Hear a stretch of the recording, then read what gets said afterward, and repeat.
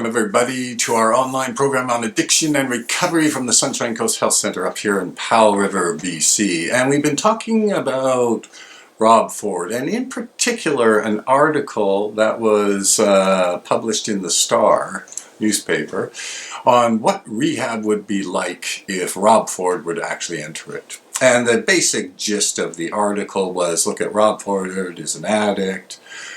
He's lost control. He can't even think straight. He's living a completely undisciplined life. He can't be trusted. He can't trust himself. Therefore, it will be the job of the therapist to take control over Rob Ford. And just pointing out that, yeah, even though it was published in a famous newspaper, maybe there are other forms of rehab. And one of those things in a lot of rehabs is the idea of informed consent. Now, informed consent is part of the code of ethics in the healthcare system. And informed consent says that you must inform the client of what you do and its weaknesses and its strengths. You can't just sort of present it to them as if, oh, it's a done deal. Because the idea is the client has to agree to proceed with this, knowing all the limitations and success rates and everything else. And it's not a one-shot deal. It's not like you just get them to sign a piece of paper and that's it, they've given you informed consent. No, informed consent is ongoing. And one of the reasons for the idea behind informed consent is to put the power back into the client. So it is the client's decision. And again, as I said, this is a component of all healthcare codes of ethics.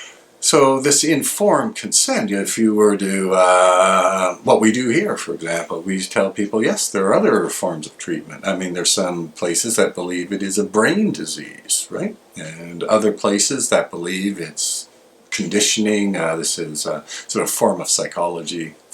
There are other people who believe that maybe it's a combination of things, everything. So we then present our philosophy to the client so that the client can make an educated guess. And if the client doesn't want to be here, that's fine. Yeah, he can choose to go somewhere else. But now he, using the masculine because we're a male treatment center, he can make a decision that's informed. He's now educated on the various things going on. Right?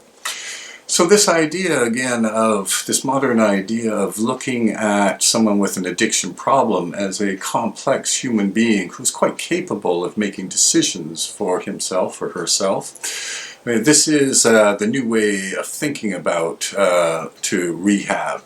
And this older style thing that we saw presented in the Star, where to take control of the person, right, is, yeah, the modern way looks like it's, especially with ideas like informed consent, or last week we talked about autonomy. These are all to put the power back into the client. Anyway, another way of thinking about rehab, and we'll be back next time with another comment on Rob Ford and what would happen if he were to go to treatment.